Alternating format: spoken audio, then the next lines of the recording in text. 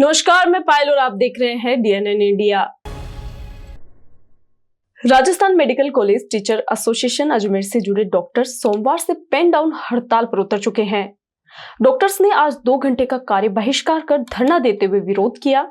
सभी ने चेतावनी दी है कि अगर उनकी मांगों को जल्द पूरा नहीं किया गया तो आगामी दिनों में उग्र आंदोलन किया जाएगा। Rajasthan medical college teacher association Ajmer से जुड़े डॉक्टर्स सोमवार से पेन डाउन हड़ताल पर उतर चुके हैं। डॉक्टर्स ने आज 2 घंटे का कार्य बहिष्कार कर धरना देते हुए विरोध किया। सभी ने चेतावनी दी कि अगर उनकी मांगों को जल्द पूरा नहीं किया गया तो आगामी दिनों में उग्र आंदोलन किया जाएगा, जिसकी समस्त जिम्मेदारी सरकार की होगी। सचिव पूजा माथुर ने बताया कि सभी मेडिकल कॉलेज में आज 2 घंटे के सांकेतिक पेन डाउन हड़ताल शुरू कर दी गई है। जयपुर, जोधपुर, बीकानेर, कोटा, उदयपुर और अजमेर सभी जगह सामूहिक रूप से ये विरोध किया जा रहा है, लेकिन मांगों पर अभी तक कोई संज्ञान सरकार की ओर से नहीं लिया गया है।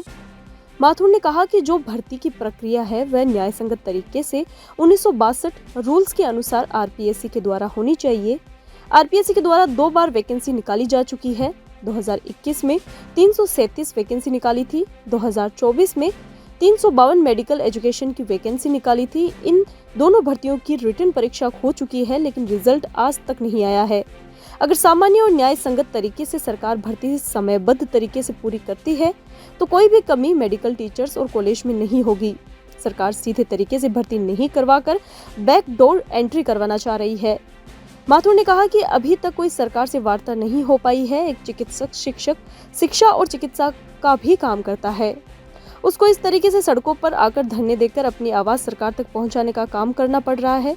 सरकार जल्द से जल्द मांगों पर एक्शन ले, नहीं तो उग्र आंदोलन किया जाएगा। जी, आज धरने का 5वां दिन है और आज से हमने 8 से 10 बजे तक की एक पेन डाउन स्ट्राइक रखी है। सभी मेडिकल कॉलेजेस में पूरे राजस्थान में जयपुर, जोधपुर, उदयपुर, अजमेर, बीकानेर और कोटा सभी संभागों में 8 से 10 बजे का पेन डाउन का आयोजन किया है अपने आवाज़ सरकार तक पहुंचाने के लिए, जो कि पीसफुल प्रोटेस्ट और इतने लंबे समय से धरना चिकित्सक सब सड़कों पे बैठे हैं, उसके बावजूद हमारी मांगों के ऊपर कोई भी ध्यान नहीं दिया गया है, इनका कोई संज्ञान नहीं लिया गया है।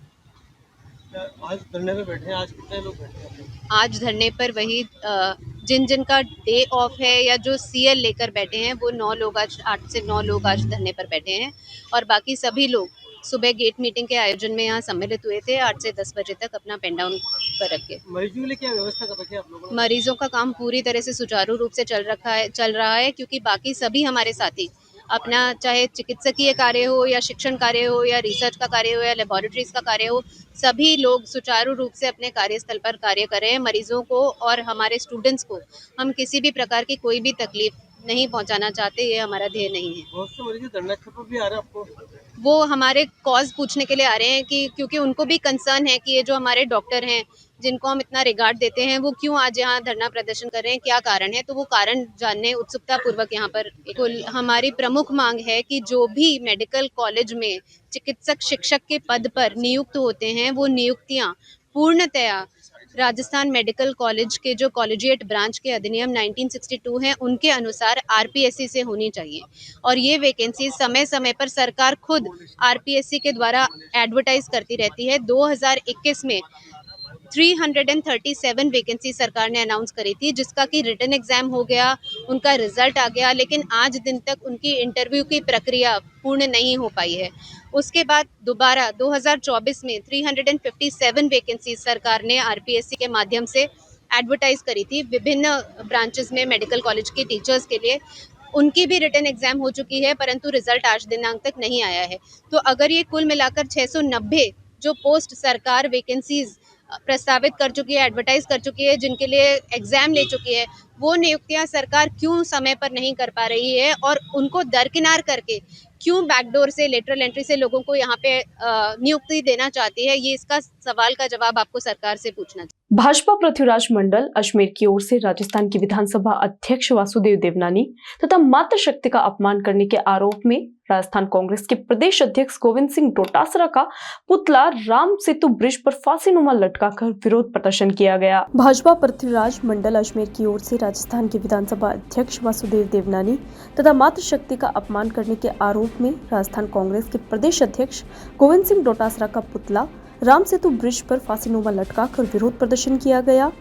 इससे पहले भाजपा कार्यकर्ताओं ने आगरा गेट से सब्जी मंडी तक सांकेतिक रैली निकाली। रैली में शामिल कार्यकर्ताओं ने नारेबाजी करते हुए अपना विरोध व्यक्त किया। रैली के अंत में राम सेतु ब्रिज पर डोटासरा का पुतला लटकाकर विरोध दर्ज कराया गया। मंडल अध्यक्ष संदीप गोयल ने गोविंद सिंह डोटासरा द्वारा दिए गए वक्तव्य को निराधार बताते हुए कड़ी निंदा की और कहा कि ऐसे बयान समाज में असंतोष और असम्मान को बढ़ावा देते हैं। भाजपा कार्यकर्ताओं ने इसे लोकतांत्रिक मर्यादाओं के खिलाफ बताया और कांग्रेस नेतृत्व से क्षमा याचना की मांग की। निकी जैन ने कहा कि विधानसभा अध्यक्ष हमेशा से ही महिलाओं का सम्मान करते आ रहे हैं, उनके प्रति ऐसे अपमानजनक टिप्पणी नहीं सहन की जाएगी। इसके विरोध में आज राजस्थान कांग्रेस के प्रदेश अध्यक्ष गोविंद सिंह डोटासरा के पुतले को फांसी पर लटकाया गया और अपना विरोध जाहिर किया गया। ये डोटासरा जो इनको फांसी पर लटकाया है हमने, जिस प्रकार इन्होंने हमारे माननीय विधानसभा अध्यक्ष वासुदेव देवनानी जी के खिलाफ, जो कि हमेशा औरतों का सम्मान करते हैं, हमारे अजमेर की शान है, उन्होंने उन पर जो लांछन लगाए हैं, जो निंदनीय अपराध लगाए हैं, महिलाओं का नाम इस्तेमाल करके जिस प्रकार देवनानी जी की इन्होंने शर्मनाक तरीके से उनका नाम लिया है और गलत तरीके से उपयोग करके उनको बदनाम करने की कोशिश की है। आज हम उसके खिलाफ हमने डोटासरा जी को फांसी पर लटकाया है और आगे से किसी भी तरह का कोई भी विधायक हमारे विधानसभा पर उंगली उठाएगा इस तरीके से तो हम छोड़ेंगे नहीं और औरतों का अपमान हम सहेंगे नहीं। इसी के तहत आज हमने डोटासरा जी का विधायक पद छोड़ने के लिए उनसे आग्रह करा और ऊपर से उनको फांसी पर लटकाया है। ऐसे इंसान कांग्रेस में ऐसे गंदगी की जरूरत नहीं है। राजनीति जो गंदी सोच से महिलाओं का अपमान करते हैं, हमारे अध्यक्ष देवनानी जी का अपमान करते हैं, ऐसे लोगों को हम नहीं सहन करेंगे। जैसा कि आप सभी को जानकारी में है कि राजस्थान के प्रदेश अध्यक्ष गोविंद सिंह डोटासरा जी ने अपने वक्तव्य में जितनी निर्लज बात कही है, उसकी जितनी निंदा की जाए उतनी कम है। उस वक्तव्य को संज्ञान में लेते हुए भारतीय जनता पार्टी पृथ्वीराज मंडल अजमेर द्वारा आज उनके पुतले को एक सांकेतिक रूप से आगरा गेट से सब्जी मंडी तक लेकर के आए हैं और अभी यहाँ पर उनको राम सेतु पर राष्ट्रीय स्वयंसेवक संघ के शताब्दी वर्ष के उपलक्ष्य में ग्राम गनाहेड़ा में भव्य शताब्दी संचलन का आयोजन किया गया। इस अवसर पर ग्राम के 100 स्वयंसेवकों ने पूर्ण गणवेश में भाग लेकर अनुशासन, एकता और सेवा भाव का उत्कृष्ट उदाहरण प्रस्तुत किया। राष्ट्रीय स्वयंसेवक संघ के शताब्दी वर्ष के उपलक्ष्य में ग्राम गनाहेड़ा में भव्य शताब्दी संचलन का आयोजन किया गया। इस अवसर पर ग्राम के 100 स्वयंसेवकों ने पूर्ण गणवेश में भाग लेकर अनुशासन, एकता और सेवा भाव का उत्कृष्ट उदाहरण प्रस्तुत किया। संचलन के दौरान ग्रामवासियों ने पूरे मार्ग पर जगह जगह पुष्प वर्षा कर स्वयंसेवकों का स्वागत किया और उनका उत्साहवर्धन किया। ग्राम में उमड़ा जन समर्थन एवं उत्साह संघ की लोकप्रियता और जन सेवा के प्रति जागरूकता को दर्शाता है। कार्यक्रम में अनुशासन, समर्पण और राष्ट्र भावना की प्रेरक झलक देखने को मिली।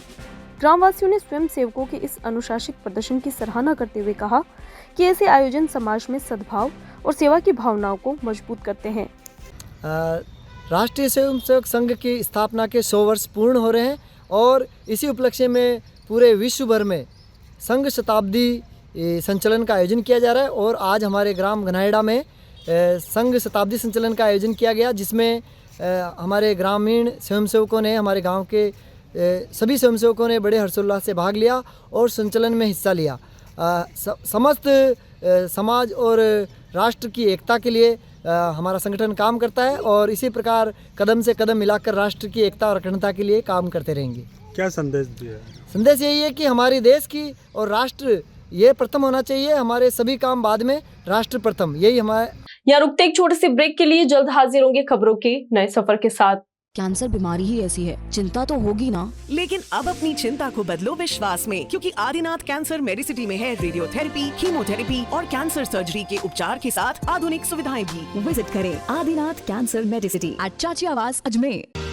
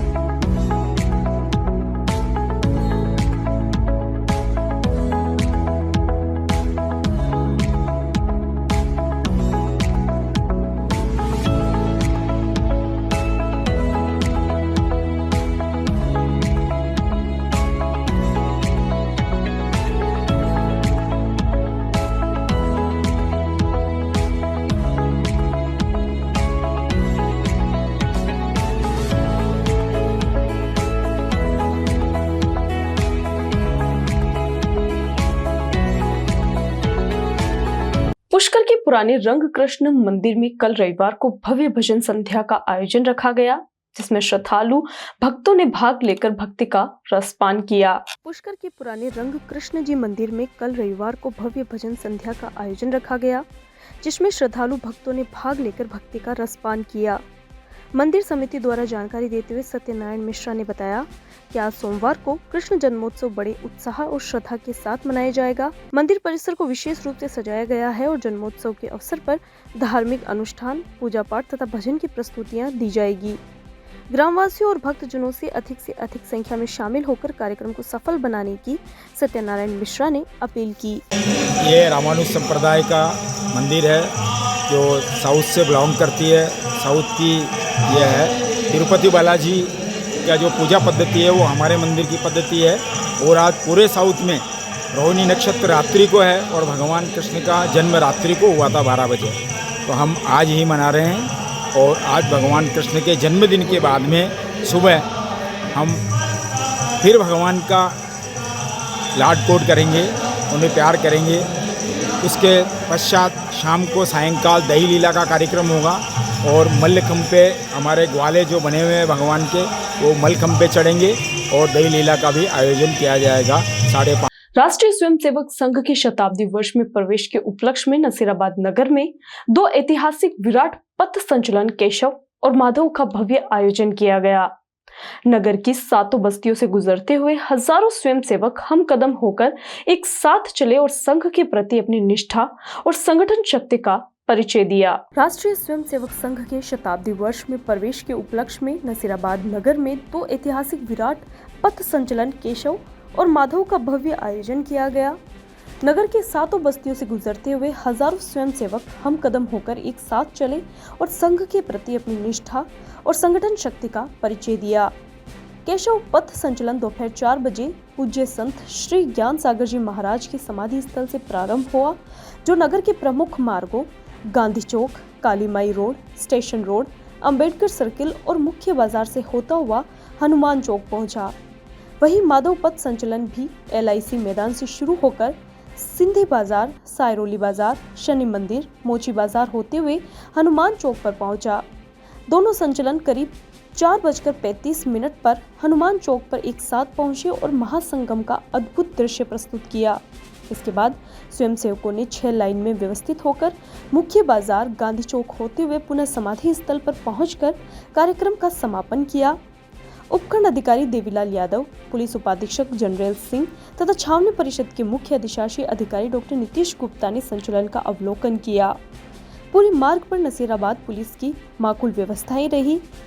नगर के विभिन्न समाज बंधुओं, व्यापारियों, माता बहनों तथा सामाजिक एवं राजनीतिक संस्थानों ने मार्गों पर खड़े होकर भगवा ध्वज पर पुष्प वर्षा कर स्वयंसेवकों का भव्य स्वागत किया। संघ शताब्दी वर्ष के इस आयोजन ने नसीराबाद नगर में एकता, सेवा और राष्ट्र भावना का संदेश दिया। शताब्दी वर्ष के उपलक्ष्य में नसीराबाद के अंदर ऐतिहासिक द्विधारा पथ संचलन का कार्यक्रम संपन्न हुआ। उसके लिए सभी स्वयंसेवकों ने खूब मेहनत करी और उस कार्यक्रम को सफल बनाने के लिए स्थानीय प्रशासन और पत्रकार बंधुओं का बहुत सहयोग रहा। उसके लिए वो आप सभी लोग धन्यवाद के पात्र हैं।